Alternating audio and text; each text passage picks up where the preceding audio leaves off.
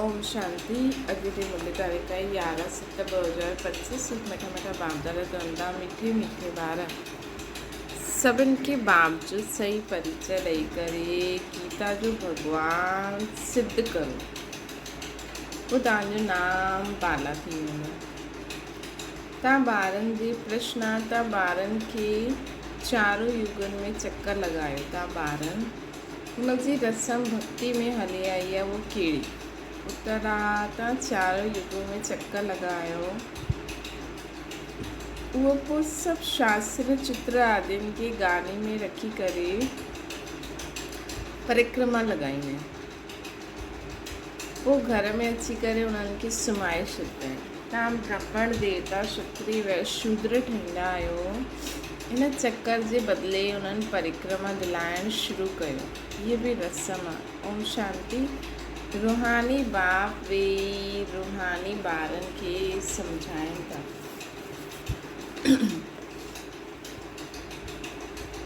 जॾहिं कोई खे सम्झाईंदा आहियूं त पहिरियों इहे क्लियर करो कि ॿ बाप आहिनि।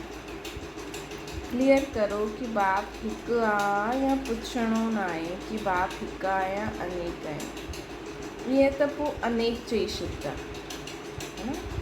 चइणो ई आहे बाप रचता गॉड फादर हिकु आहे, उहो सभई आत्माउनि जो बाप आहे। पहिरियों हीअं न चओ कि उहो बिंदी आहे, इन में पोइ मुंझी पवंदा। पहिरियों त इहे सुठी रीति सम्झायो कि असांजा ॿ बाप आहिनि, हिकु लौकिक ॿियो पारलौकिक। लौकिक त हर हिक जो हूंदो ई आहे न, लेकिन उन्हनि खे कोई ख़ुदा कोई गॉड चईंदा आहिनि। पारलौकिक खे आहे त उहे हिकु ई सभु हिक खे ई यादि कंदा आहिनि। पहिरियों इहो निश्चय करायो कि फादर आहे स्वर्ग जी रचना करण वारो, उहो हिते ईंदा आहिनि स्वर्ग जो मालिक ठाहिण। बाबा हिते छो ईंदा आहिनि? असांखे स्वर्ग जो मालिक ठाहिण, जंहिंखे शिव जयंती बि चईंदा आहियूं। उन शिव जयंती बाबा जो अचणु स्वर्ग जो मालिक ठाहिण, हुन समय खे चइबो आहे शिव जयंती। इहे बि तव्हां ॿार ॼाणंदा आहियो। स्वर्ग जो रचता भारत में ई स्वर्ग रचंदो, जंहिंमें देवी देवताउनि जो राज्य हूंदो। पहिरियों बाप जो परिचय ॾियणो आहे। हुननि जो नाम शिव आहे। गीता में भॻवानु वाच्य आहिनि। पहिरियों त इहे निश्चय कराए छॾो, निश्चय कराए लिखाइणो खपे। गीता में आहे भॻवानु वाच्य, मां तव्हांखे राजयोग सेखारींदो आहे, अर्थात नर सां नारायण ठाहींदो आहे। इहे केरु ठाहे सघंदो आहे? ज़रूरु सम्झाइणो पए। जो गीता में लिखियलु आहे, मां तव्हांखे राजयोग सेखारींदो आहे, अर्थात नर सां नारायण ठाहींदो आहे। त उन्हनि खे असां ईअं बि चई सघंदा आहियूं कि ॾिसो गीता में ईअं लिखियलु आहे न, लेकिन ठाहींदो केरु आहे? भॻवानु केरु आहे? पोइ इहो सम्झाइणो हूंदो आहे कि भॻवानु केरु आहे। भॻवानु हिकु सिद्ध करे करो। सतयुग में पहिरियों नंबर में लक्ष्मी नारायण आहिनि। ज़रूरु उहो 84 जन्म वरिता, पुठियां पोइ ॿिया धर्म ईंदा आहिनि, उन्हनि जे एतिरा जन्म थी न सघनि। पहिरियों अचण वारनि जा 84 जन्म हूंदा आहिनि। सतयुग में त कुझु सिखंदा न आहिनि, ज़रूरु संगम ते ई सिखंदा। त पहिरियों बाप जो परिचय ॾियणो आहे। जीअं आत्मा ॾिसण में न ईंदी आहे, सम्झी सघंदा आहियूं, वैसे परमात्मा खे ॾिसी न सघंदा आहियूं, बुद्धि सां सम्झंदा आहियूं। उहो असां आत्माउनि जो बाप आहे। चइबो बि आहे न परमात्मा, उहो सदैव पावन आहे। उन्हनि खे अची करे पावन दुनिया पतित दुनिया खे पावन ठाहिणो हूंदो।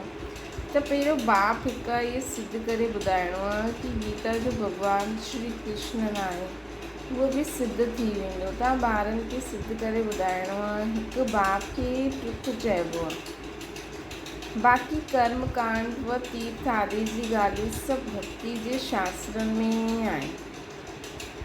ज्ञान में त हिननि जो कोई वर्णन ई न आहे, है न। तीर्थ कर्म कांड आदि ये भक्ति जो शास्त्र, ज्ञान जो इन्हनि में वर्णन ई न आहे। हिते कोई शास्त्र न आहे ज्ञान वारे में। बाबा अची करे सॼो राज सम्झाईंदा आहिनि। पहिरियों त तव्हां ॿार हिन ते जीत पाईंदव कि भगवान हिकु निराकार आहे, न कि साकार। परम पिता परमात्मा श्री भगवान वाचे ज्ञान जे सागर सभिनि जो बाप आहे।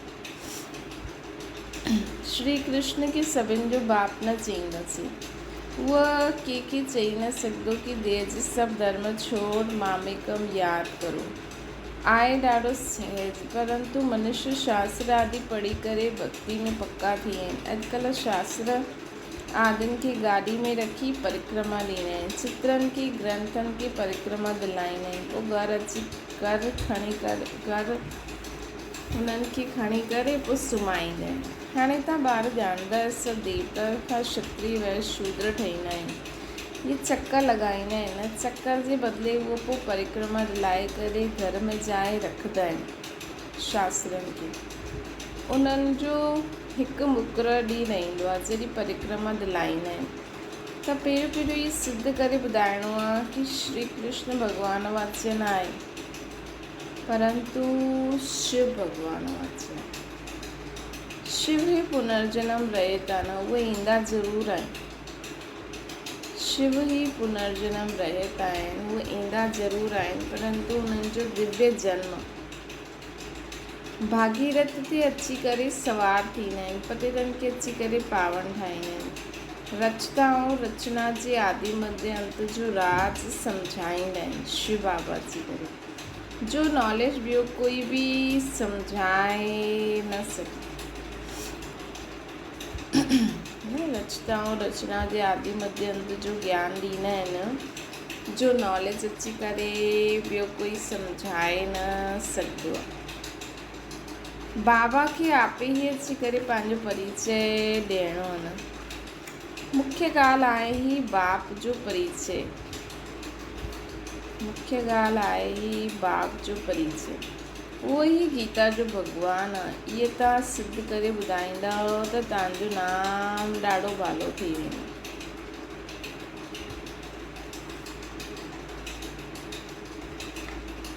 मुख्य ॻाल्हि आहे ही बाप जे परिचय जी। उहो ई गीता जो भॻवानु आहे। इहे त सिद्ध करे ॿुधाईंदा त तव्हांजो नाम ॾाढो भालो थी वेंदो कि गीता जो भॻवानु के।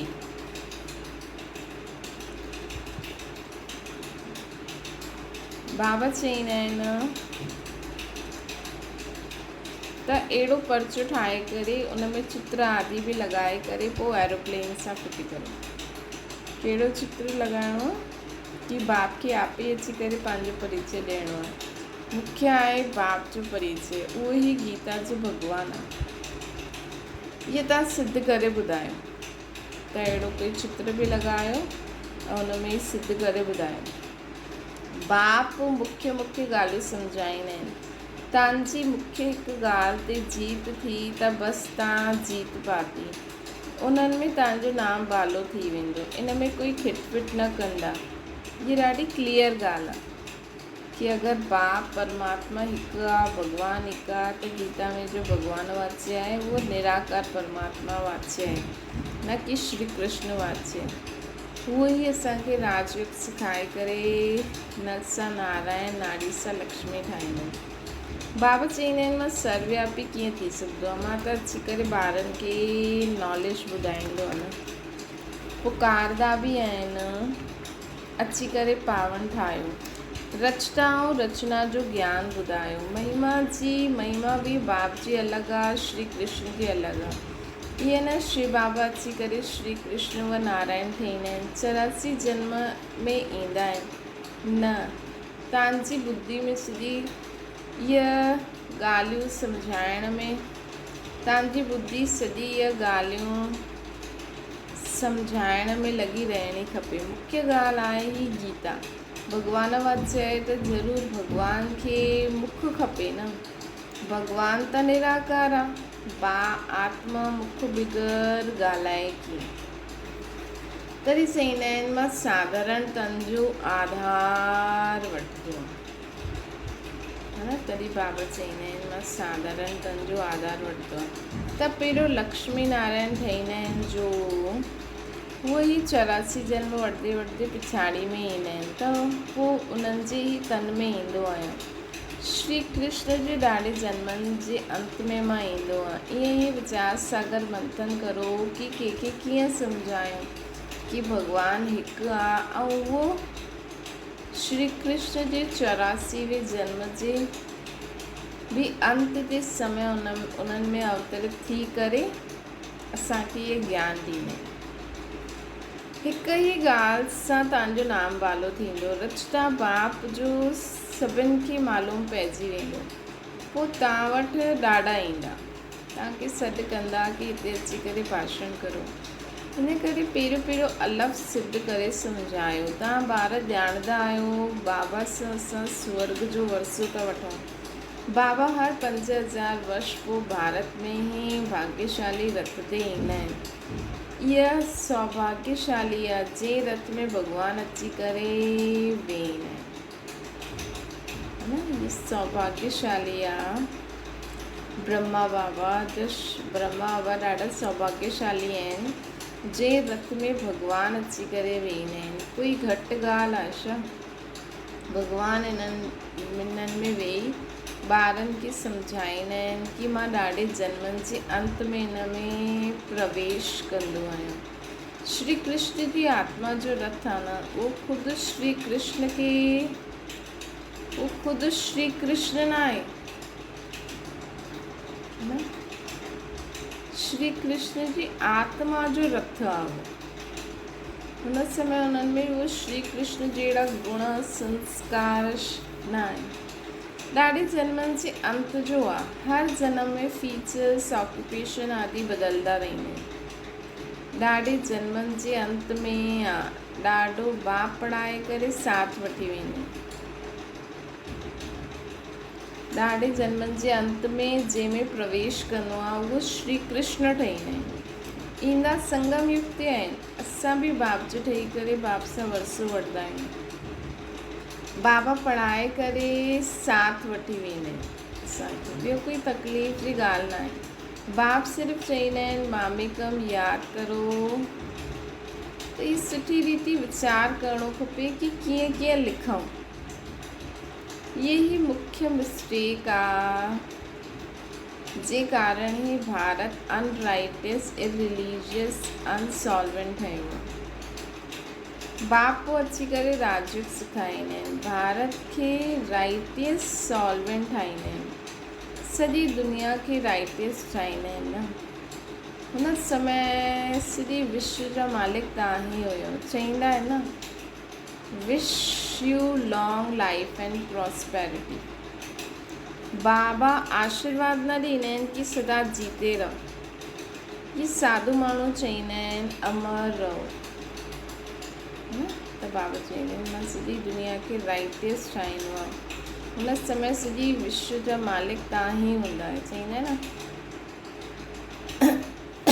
Wish you long life and prosperity, मतिलबु असां जीवन बि 150 साल जींदा आहियूं ऐं पैसो बि हूंदो है न। बाबा आशीर्वाद न ॾींदा आहिनि कि सदा जीते रहो। ये साधु माण्हू चईंदा आहिनि अमर रहो। तव्हां ॿार सम्झंदा आहियो अमर त ज़रूरु अमरपुरी में हूंदासीं न, मृत्यु लोक में पोइ अमर कीअं चईंदासीं। त ॿार जॾहिं मीटिंग आदि कंदा आहिनि त बाबा सां राय पुछंदा आहिनि। बाबा एडवांस राय ॾींदा आहिनि। हाणे पंहिंजी राय लिखी मोकिलो, पोइ भले इकट्ठा बि हुजे।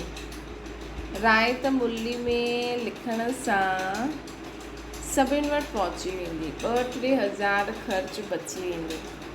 हिन 2-3 हज़ार सां पोइ 2-3 सेंटर्स बि खुली सघंदा आहिनि। गांव में वञिणो खपे, चित्र आदि खणी करे।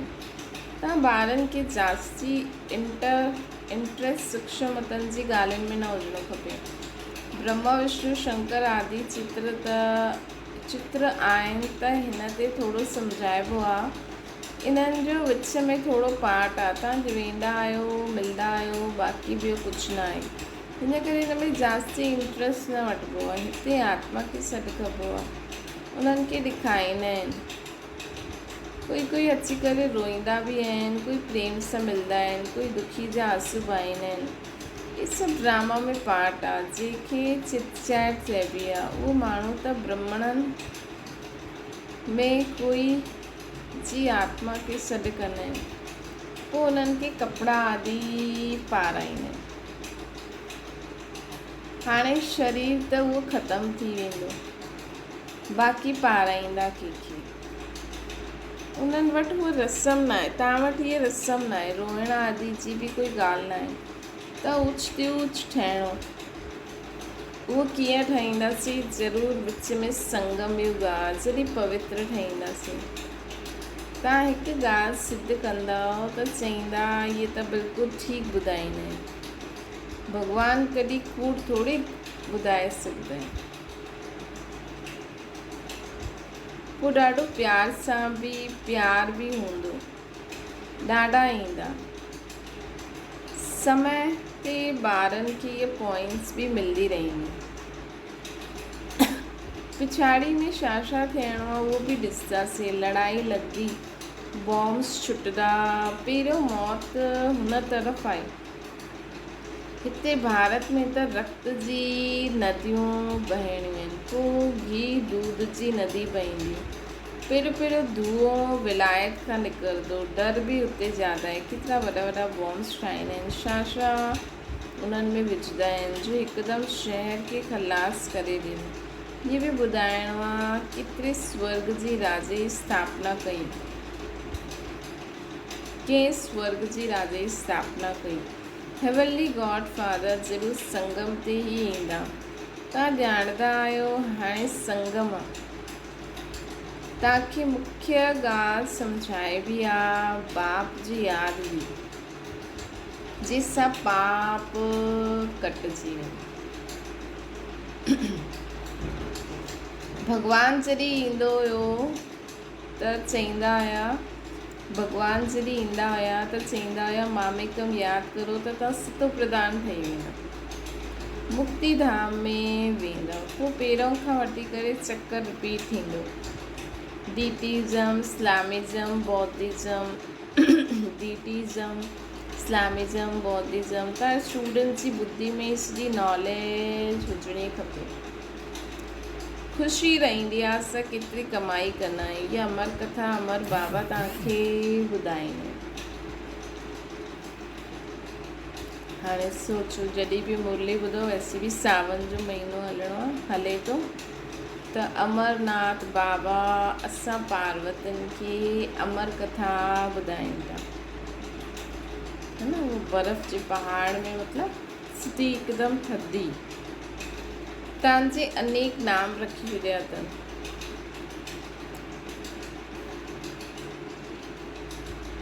मुख्य पहिरीं डीटीज़म आहे,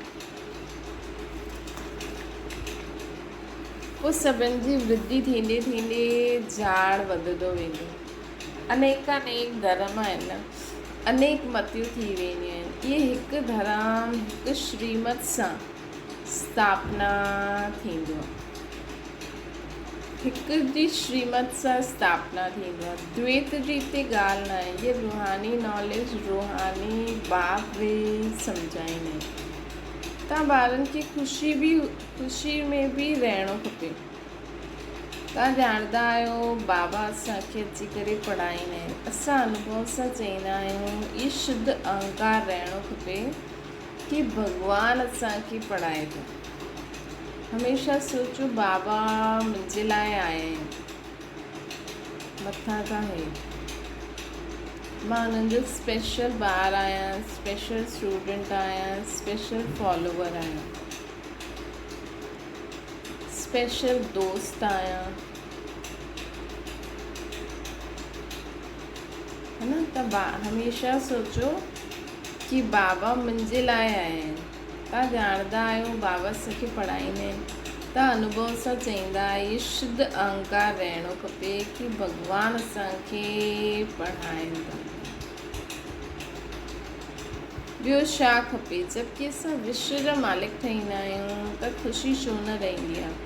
या निश्चय में काथे संशय आहे? बाबा में संशय न लाइणो आहे। माया संशय में लाहे करे बुलाए ॾींदी आहे। बाबा सम्झायो आहे माया अखियुनि द्वारा ॾाढो दुख ॾींदी आहे। मतिलबु सुठी चीज़ ॾिसंदा त दिलि बित बित कंदी, खाऊं, है न। अखियुनि सां ॾिसंदा आहियूं तॾहिं क्रोध ईंदो आहे ऐं क्रोध ईंदो आहे मारण जे लाइ।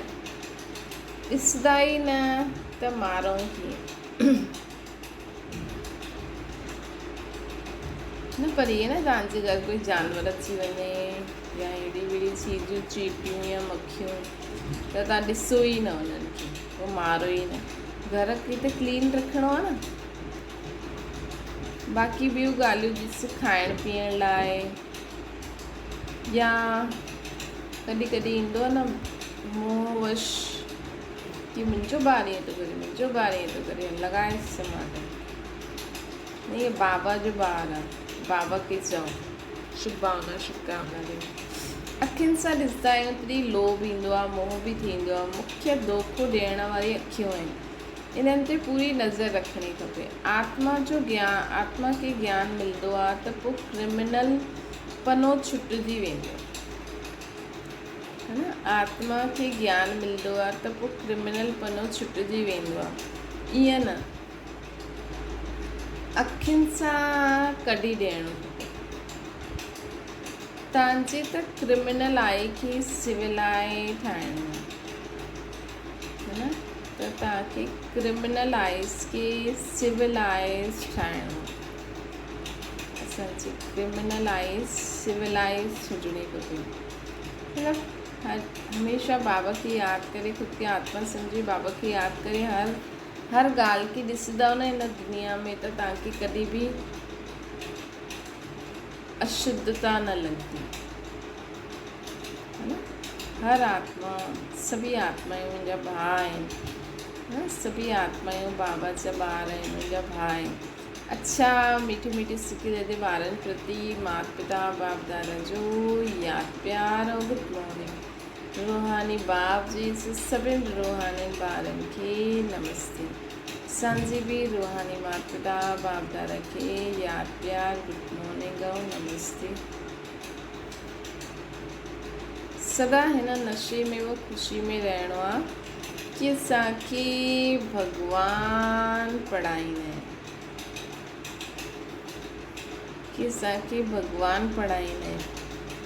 कहिड़ी बि ॻाल्हि में संशय न हुजणो खपे न, कहिड़ी बि ॻाल्हि में संशय न हुजणो खपे। संशय बुद्धि न थियणो, शुद्ध अहंकार हुजणो खपे। बाबा उन ॾींहुं चई न कोई बि ॻाल्हि में शक्य थिए त बाबा खे ॾेई छॾो। सूक्ष्म वतन जी ॻाल्हियुनि में ज़्यादा इंट्रस्ट न रखिणो आहे। आत्मा खे सतो प्रधान ठाहिण जो पूरो पुरुषार्थ करिणो आहे। आपस में राय करे सभिनि खे बाप जी सही पहचान ॾियणी।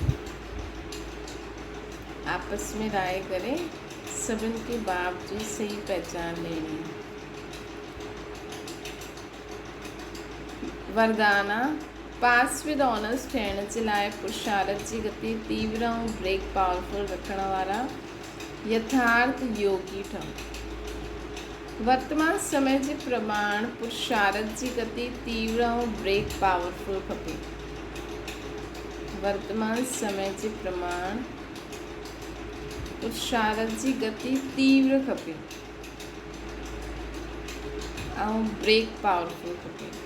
हाणे स्टॉप मतिलबु स्टॉप पहुची वञो परम धाम। मन बुद्धि मथे लॻी वञे बाबा वटि, तॾहिं अंत में पास विद ऑनर्स ठही सघंदव। छोजी हुन समय जी परिस्थिति बुद्धि में अनेक संकल्प लाइण वारी हूंदी।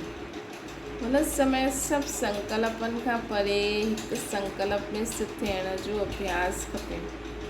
जे समय विस्तार में बिखरी हुई बुद्धि हुजे हुन समय स्टॉप करण जी प्रैक्टिस करो।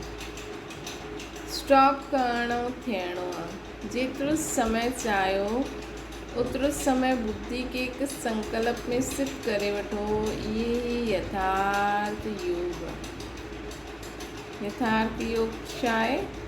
जेतिरो समय चाहियूं ओतिरो समय बुद्धि खे हिकु संकल्प में स्थित करे वठो।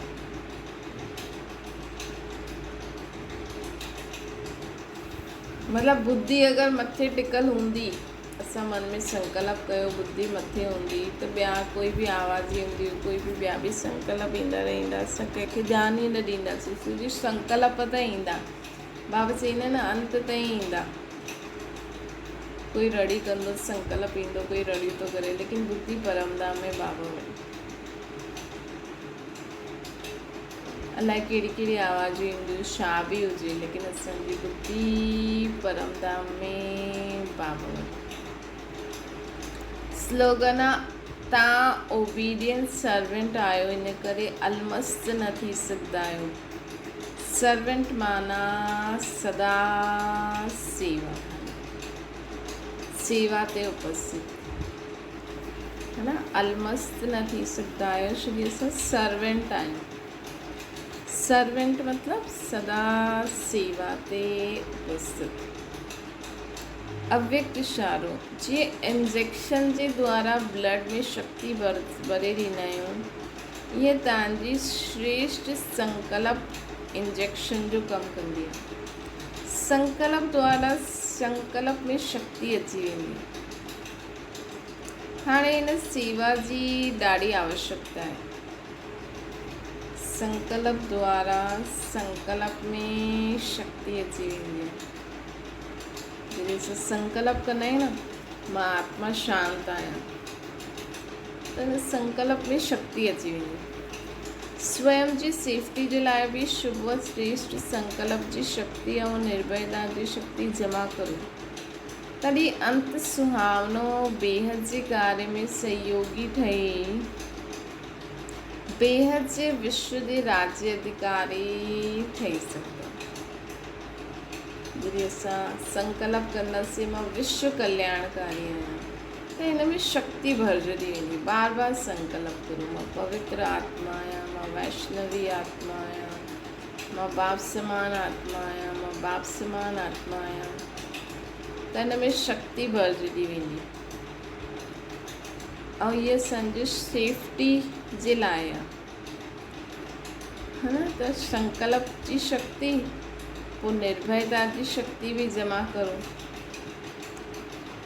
तॾहिं अंत असांजो सुहावनो वेंदो ऐं असां विश्व बेहद जे कार्य में सहयोगी ठही बेहद जे विश्व जे राज्य अधिकारी ठही वेंदासीं। बेहद जी सेवा में सदा रेडी रहंदा त बेहद जे विश्व जे राज्य अधिकारी ठही सघंदा। अच्छा, ओम शांति। बाबा खे यादि करो।